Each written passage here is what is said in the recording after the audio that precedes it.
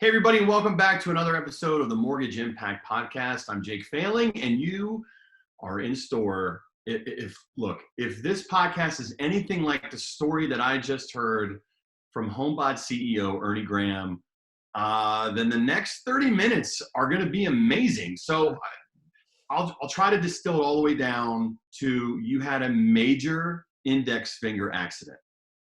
I did. Are we gonna make it through? I don't need to go through all the details, but can we get this guy a home office, HomeBot? Can we get Ernie a home office? Is the finger doing okay? It's doing better. It's doing better. Well, he's already given me a warning that if any follow-up might involve missing F, G's, and V's because of that finger. But we'll save that story for another time. But we are excited to have you on, Ernie. I mean, look, I'm just going to keep it real here. I lead the marketing team of Movement. I'm tired of hearing about you guys. I mean, everybody loves HomeBot. We've got, I think you could probably correct me, probably 100 of our loan officers using the tool, maybe more now. And, we work with a lot of companies. We work, I've seen it all.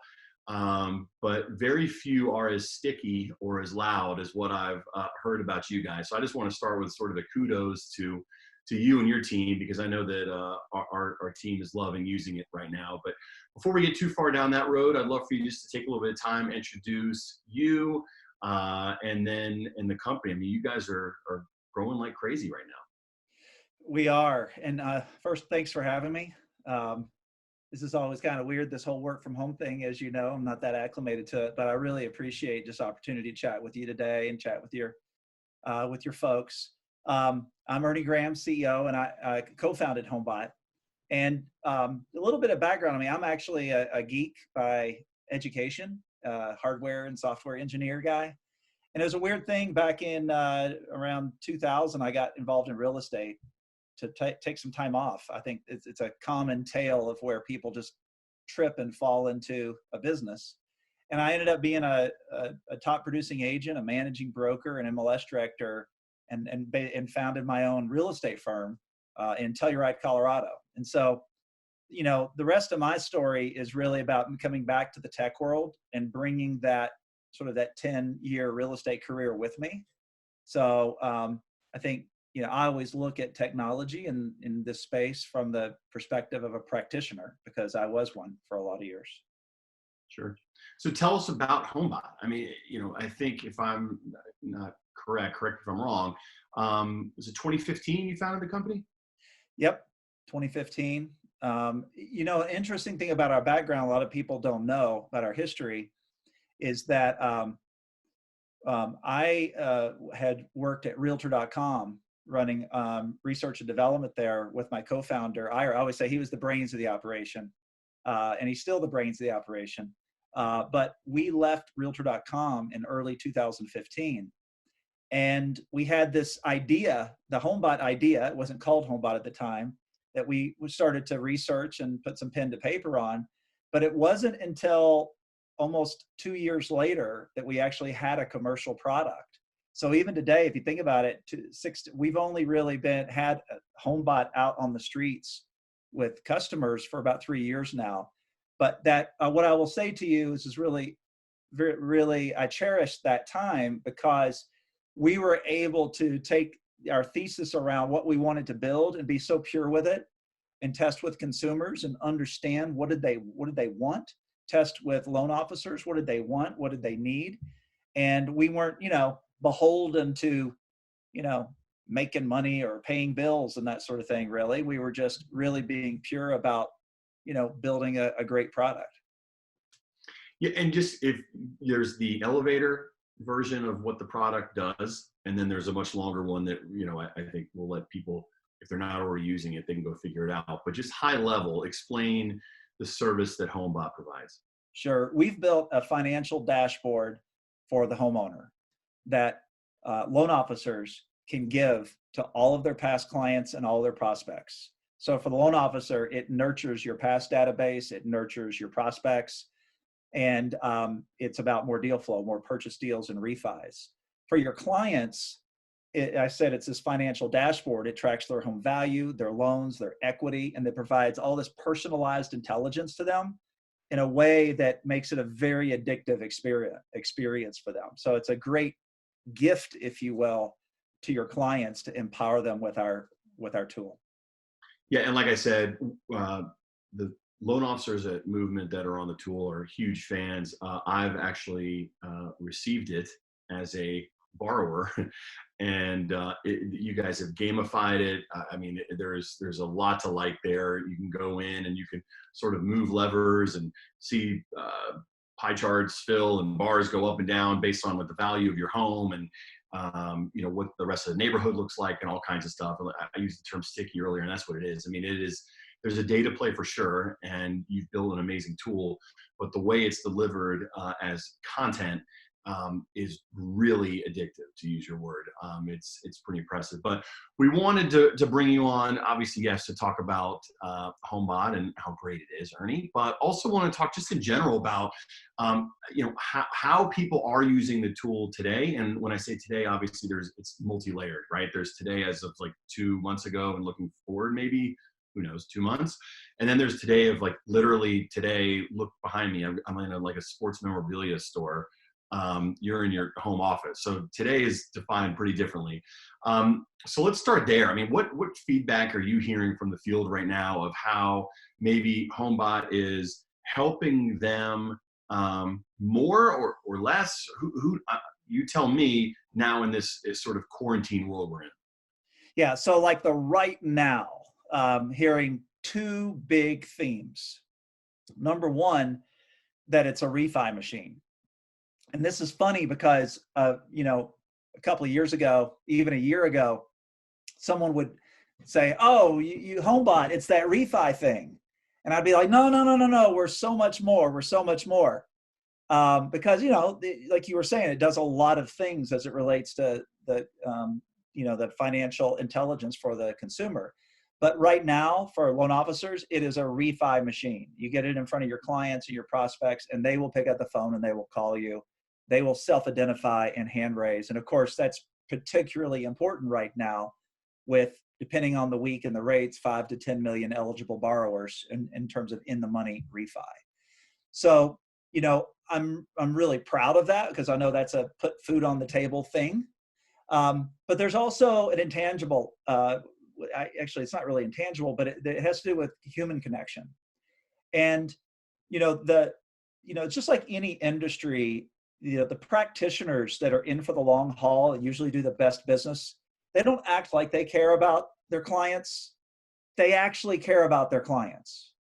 And right now, what we see our customers doing, LOs, is that they're using it as an engagement platform to make sure that they're connecting with the people in their database that need to be connected, even if there's no transaction to be had. I heard an expression a couple of weeks ago. It's advise first, transact second when you get into times like these. That's the mentality. Advise first, transact second. And like I said, I think the best practitioners, the pros, they always think that way. That if you do right by your clients, the transactions will follow. So specifically with HomeBot, I mean, it makes the phone ring, the email, text, because what happens is that your database of customers will get in there and they have questions, they have concerns. And if you're the LO giving it to that person, you're the call to action. You're the person that they connect with. So I know that sounds a little fuzzy, but it's extremely important right now, the human to human connection. This is when you build clients for life. Right now is where these times like these are very character illuminating. And for those professionals who've been preaching that, it's time to, step it up and put your money where your mouth is and be there for folks, transaction or no. And HomeBot's a great way to stay connected to your database that way.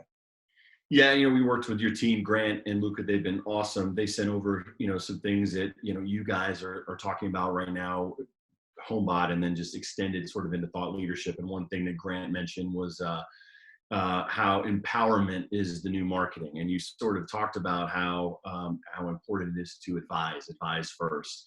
And so, yes, there's ways to use HomeBot to do that, but you've obviously talked to people who don't use HomeBot. And so what are maybe some examples of how people have leveraged your tool, without getting into too much detail around maybe sort of the bells and whistles of the emails, but also then too, people, let's say if they don't have it, and maybe they're just getting started in industry and, they don't have the investment capability to invest right now, what would you say to them as well?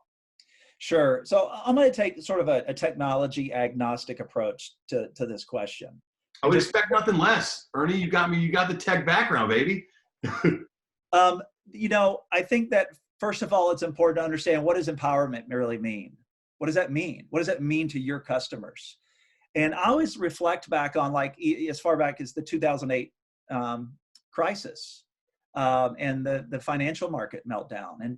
And what happened is that people that all of a sudden started to care about their home, and they started caring about this subject matter because they're like, oh wow, I never realized my home was my asset. And you don't really think that way until it gets foreclosed on, or you're underwater, or you've lost all that equity, you can't take cash out. So the sign of those times basically gave birth to an amazing last 10, 12 years of the Zillows, Realtors, Trulias that were feeding that desire for the individual consumer to be knowledgeable about what's going on in the market, to be knowledgeable about the housing market. And I think that's a really profound thing that, unfortunately, those big events, can galvanize in bad ways, but also in good ways.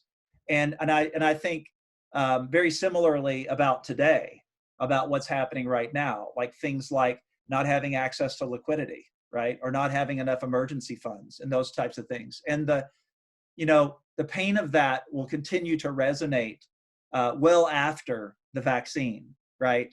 That people will never forget what it felt like to say, oh my gosh, I have all this equity, and I had no access to that equity, or I had limited access to that equity.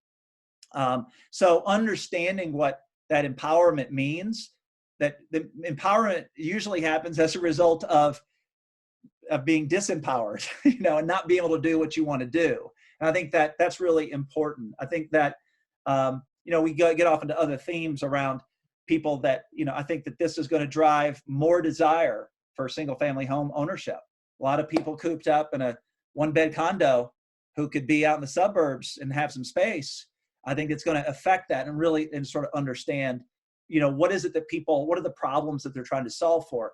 But I think, not to go crazy on this whole empowerment thing, but when Ira and I left Realtor.com, the thing that was like burning inside of us was that we saw all of these millions of dollars and all this data that was like a media empire, and it was its best use is basically clicks to turn people into leads. And what we were so frustrated about is it didn't really give to people or empower them to think of their home as an asset, to manage their home as an asset. And that was really the birth of HomeBot. We said, well, let's give them content that is specific and personalized to their needs. And so speaking to people just in general, agnostically about HomeBot or anything else, the last 10 years, you've seen a lot of email marketing, product marketing, content marketing. And I think those things are good. Pulse marketing, and all those things have a place. But empowerment is going to the next level of personalizing the information that you're providing to your clients, even if that's one client at a time, to help them understand how to either buy that home or whatever. And I know that, it sounds a little Pollyannish, but it's that empowerment. We do believe that empowerment is the new marketing. And obviously where HomeBot comes in is we realize that it's hard to scale that thing of where you're personalizing the content for each one of your clients. And we're trying to make that easier, right? We're trying to make it really easy, a big red easy button, if you will, for an LO to provide content that automatically morphs and is personalized to their loan, their home value, their market, their MI, all of them. But really, the technology is only half of the answer. The other half is, okay, I feel pretty empowered. I feel like I know what I'm doing right now as a consumer. Now, hey, Jake, will you help me interpret some of this stuff? So it's really the package deal. It's not just empowering with technology or empowering with content. It's empowering with solutions. And we happen to believe that engagement at a human level in combination with some great data, analytics, intelligence are the perfect blend to empower the consumer. So the last thing I'll say about this, which I think is kind of interesting, we're all consumers. We're all tuning out ads, ad blindness. We're all tuning out non-personalized email. I think we're all in the same boat as it relates to just being inundated with marketing. And I think that if you take a look at like what's happening at a much bigger consumer level with the internet, companies like Google, companies like Amazon, they're building these systems of intelligence that know you, know your search history, customize search results to you. Amazon, same with shopping. The more you use it, the smarter it gets. And I think that's a very powerful thing, that they're using these systems of intelligence, and that's where the consumers are going. They want to use products that get smarter the more they use it, or work with professionals that get better the more that you work with that professional and their technology tools.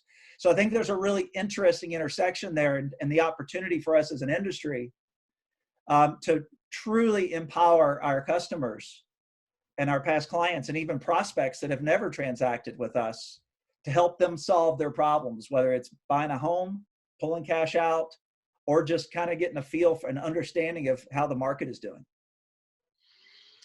There's a lot to unpack there. I mean, you're talking about combining. I love what you said about combining, empowering content. You combine the content and the solutions, and then the tech as well. It's like a cocktail, so to speak, that really makes for a nice piece of content. But at the end of the day, the wrapper, the aesthetic, the UX, whatever you want to call it, there needs to be something that stops the scroll. And I get a million emails a day with coupons. I get a million emails a day that empower me. And so, that was, don't sell yourself short. I mean, the UX of this is also, you figure that out. And so, you've taken the data, you've obviously got background in the industry. So where did that come into play? And I want to connect it beyond just HomeBot, because, that's like telling people that put out content on their social media channels, like a loan officer, like, hey, okay, we say just press record, take a video of yourself. If you're a writer, do more long form on LinkedIn, do what works for you. But people do need to stop the scroll. And so that could be a crazy TikTok video, something like that. We try to, at Movement, push people beyond just the words sometimes, and just maybe a script that we write, and find that sweet spot. So talk about finding your sweet spot with HomeBot and the experience that people have with the emails.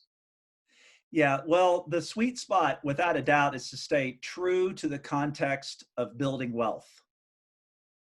We are just, there's a lot of, when you have a 50% monthly engagement, everybody wants to do everything from, hey, you can tell them about solar and Nest thermostats and cleaning leaves out of gutters. And I'm not taking anything away from all of that stuff, but we stay very true to the business of home finance, you understanding your home as an asset and really understanding your optionality for saving money, building and protecting that wealth.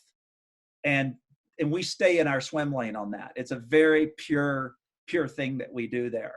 So I think that, by doing it that way, it's and having a beautiful user experience on it. And by the way, I didn't design it. My co-founder, he's just a curiously wise user experience design guy. And he was country when country wasn't cool, because 4 or 5 years ago, he wanted to do this dark background. And then every other website was a white background. And he goes, no, this is what I want. The artist doesn't know really why they want it. They just want it. Well, guess what? It turns out dark backgrounds are easy on the eyes. Dark backgrounds consume less energy. So anyway, the point is that technology can also create some version of trust, not like a human, Mm-hmm. but it's almost like, I almost feel like that technology, actually technology can create distrust. So if you just end up at zero at the technology level, let the human build the trust. But so much of the technology that's out there does so much to lose trust. And you know, content that's tone deaf, faces that I've never seen before. I feel like I'm being turned into a lead.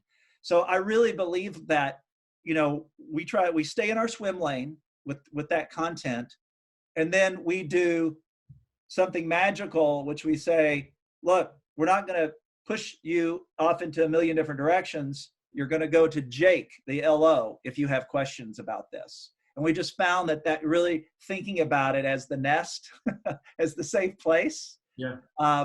that we don't want to ever do anything to dislodge the trust that's already been built between LO and their client. It's almost, we always say this, don't snatch defeat from the jaws of victory. Just give them more opportunities to have victory and build more trust. And again, even if someone is just getting started out, and maybe they don't have access to all the tech right now, the idea is still the same, right, Ernie? I mean, empowerment being the new marketing. There's no doubt about it. And, you know, if you don't have systems and whatever, then roll up your sleeves, do some research that you can only use with one client, and send that research. Find out how much their home would rent for. Find out what's going on in their neighbor, you know, their neighborhood. I'm talking about just real estate in general. Try to understand how much equity they have, and call them and say, have you thought about the possibilities that you can do with your equity, especially now if you've thought about creating an emergency fund. And I know it's not the best time to talk about cash outs, but do unscalable thing. In our business, we have a saying, it says, do unscalable things. Do unscalable things. Don't always be thinking about, how do I scale it to 1 million? Do it one at a time, because that's where you will learn your most valuable lessons. You'll learn to appreciate just how outrageously valuable it is when you empower your client one at a time. And so absolutely, I think that it's funny, on the eve of Berkshire Hathaway's Warren Buffett. Sorry, I don't mean to go off subject line here, but I think this is a really important message. Please. About 15, 20 years ago, Warren Buffett was still in his 70s. And he had a group of, you know, really smart Wall Street young guys and women, and asking him questions. And they were saying, hey, you know, what's the secret to your success? And he's like talking about knowing every company, like really going deep and understanding every company. And then one, you know, smart aleck kid, you know, said, well, with all due respect, sir, you know, that was easy when you were starting in the business, because there are only 500 companies in the Dow, or, you know, in the, you know, listed companies. And they said, now there's over 5,000. What's your advice to someone like me now? You know what he said? Start with the A's. Yeah, do it anyway. Right. Roll your sleeves up and go deep with that. Start with the A's. And again, so this empowerment thing is not going away. Again, I never want to diss on those campaigns and things that put your brand in front of people and they open it and infinite scroll, that sort of thing. But we really do believe that empowerment is the new marketing. You have to be invested in this thesis around truly empowering your customer.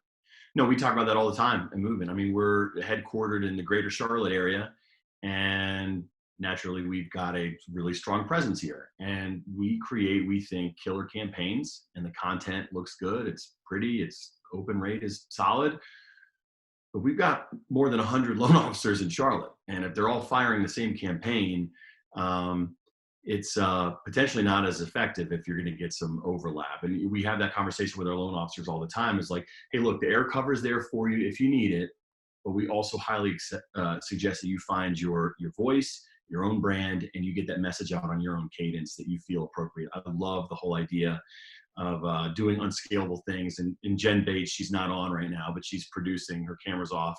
I'm going to say Gary Vaynerchuk, and it's going to make her roll her eyes, but that's my guy, and he talks about that all the time. I'm a huge fan. I'm a huge fan of Gary V's as well. Yeah, so she's off camera rolling her eyes at both of us.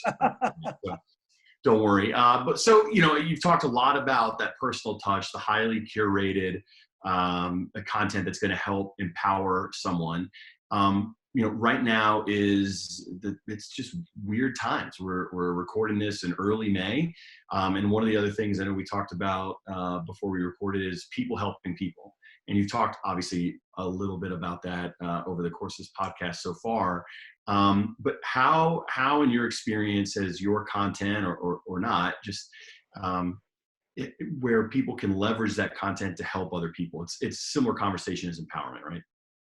It is. And, for me, even though I was in real estate as a real estate agent and a broker, I mean, I had a bunch of friends that were loan officers when I had that career. It has been a great joy for me to really go deep with the lending industry over the last 5 years. And there's one thing that has really come out of it that I hear and I feel very consistently is that most of the most successful LOs in this business, they got in the business. They didn't get in the business to make money. They got in the business to help people. And I was like, I feel this come back. And I know there's big business and securities and credit and systems and all this kind of jazz. But if you really whittle it down, you've got people that just want to help people. And what I find curious about this is that when you look at just the last 10 years of technologies and productivity and efficiencies and margin compression and blah, blah, blah, blah, blah, blah, all these things, it has forced the hand of the most successful.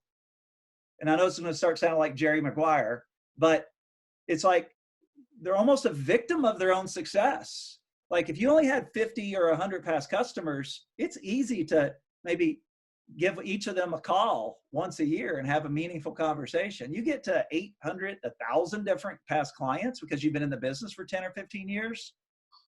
How are you even going to do that? How are you going to, first of all, they don't want to come see you in person anymore, right? Because everybody's on their phone doing that thing. And everybody's distracted. Everybody's too busy. No one wants to come in the office. How are you actually going to connect with people? And I think there's a couple of parts of it. The first part is you have to find a way to find out who it is that is in a now mindset to be advised. I upset a top producing loan officer one time in Denver when I was having lunch with him because I called him a sales guy. And he goes, whoa, I'm not a sales guy. I'm an advisor. And I was like, dude, I go, if you're trying to advise people when they're not in the mindset or the headspace to be advised, all you are is a salesperson. You're trying to tell me something or convince me of something that I'm not invested in. But if you catch me in the mood, in the headspace to be advised, now you can give me your advisory. And this is a thing that a little subtlety that I think gets missed and kind of goes to the core question here of connecting and helping other people is that, you can't help people if you can't connect with people. And I'm not just talking about sending them a text either. I'm talking about how do you know that it's time to call them? How do you know that it's time to email or text them? And I think technology is the culprit here insofar as that's why all of our clients, all these humans are so distracted. We're not as available for that connection. But technology can also help solve the problem too. And the way where I'm going with this is to the extent, and I'm not plugging HomeLaw, I'm just saying when technology and in the content that you put in front, when people raise their hand to say, I have a question about this, bingo, you're a winner. As a practitioner, you're a winner because someone has just said, I'm in the mood, I'm in the headspace, I'm in the mind space to receive help, to receive guidance. And if you don't have that, it really doesn't matter how much you know and how much you have to give if you can't catch people in that space. And so we care a lot about that, but ultimately that's the engagement. To, the 1,000 people in your database, how do you find out the two that are in a headspace for you to talk to them today, regardless if there's a transaction to be had? And that is where, again, we see the most successful LOs, our most successful customers, they don't care if those two today have an interest rate that's greater than a half a point away from the rate they could get them. They could care less. They care that it's an opportunity to engage. It's an opportunity for them, for their humanity, also known as brand, but I call it your humanity, to connect with one of your clients. This isn't about brand marketing. This is about connecting with people. And the most successful people say, I have an opportunity to talk to one of my past clients or one of my prospects live or video or phone or in person. Nothing else matters, because then you're in a position to help. You're in a position to help somebody, even if it has absolutely nothing to do with the transaction. And as you know, as we all know, you want to build a great sustainable business, do right by people, and you'll get referred a lot. Interesting. So less about the transaction, more about the headspace and knowing that timing, finding the right timing. I mean, that's about getting back to basics, right? I mean, picking up the phone and calling people in your database.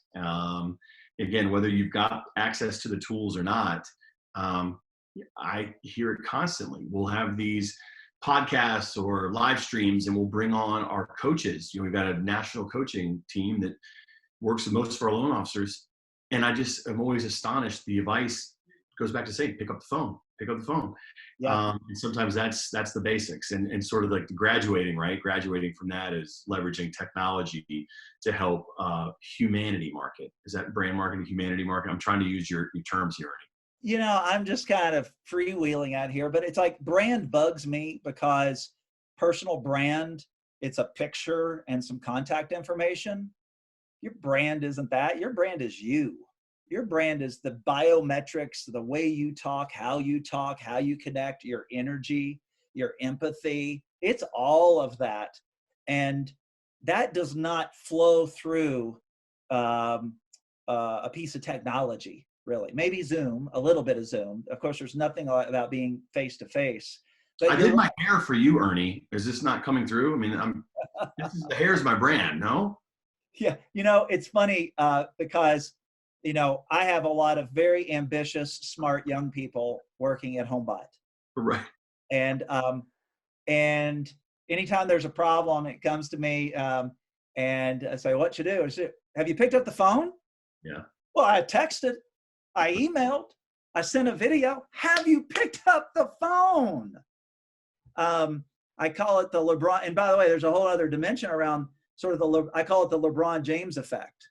So, professional athletes, the best don't sign long-term contracts. Why? Because there's a collective bargaining agreement, and they, with the networks and the new money that goes into the NBA gets distributed out. So if there's insurance now, so why would you sign a long-term contract, right? I know this is going to be I'm going to try to not make this long-winded, but the point is that the reason these contracts keep getting bigger and bigger is because traditional TV is dead. It's all streaming now. So there's fewer and fewer opportunities for live advertising. Stick with me on this. So there's fewer and fewer opportunities for live advertising, which means it makes it more valuable, which is why LeBron makes so much money, is because the NBA makes a lot of money, because every other soap opera and every other piece of media for TV can be streamed and you don't have to have ads with that. But here's my point. Now switch over to voice. Everybody's moved to text. Everybody's moved to email. Everybody's hiding behind technology. This thing has never been more valuable per minute. The value per minute, it's like literally live sports. The value per minute of you connecting with your clients. And that's why, it's laying there. A lot of people don't even realize this thing works you can actually make phone calls with this thing. Yeah, I want to do a whole other Zoom after this about the personal branding thing, because I hear you. I get what you're saying. But, there's obviously a lot to say about social media and getting your brand out that way too. Yep. And I know you're not saying they're mutually exclusive, but I think there's something there, Ernie. I think we might have to have you back on. But as we wrap this thing up, I mean, I was taking notes the whole time. Start with the A's. I'm just gonna say it was you, not Warren Buffett. All right, I'm gonna quote you. So I'm gonna say start with the A's, humanity, marketing, and then do unscalable things. Those are the big things that I took away from this. I'm not sure. I'm sure anybody listening would have their own. But what I loved is why empowerment is the new marketing. That one I'll take away as well. Getting back to the basics, people helping people, all of the above, and that's you guys deliver that through a pretty incredible product. So again, kudos to HomeBot and to what you built and are building there. If people aren't familiar, check it out. You know, on this podcast, we try to highlight companies that we not just that we work with, but ones that make us pause in the marketing department because they come across our desk every day. You know, we've had Total Expert on, we've had Bomb, a couple others, and you're one that's got our attention, Ernie, and I think that's worth telling the rest of the market about. So Thank thank you. you for what you do, and I really appreciate you taking time on this Thursday. Thanks, Jake. Really enjoyed it. Really appreciate it. Great day.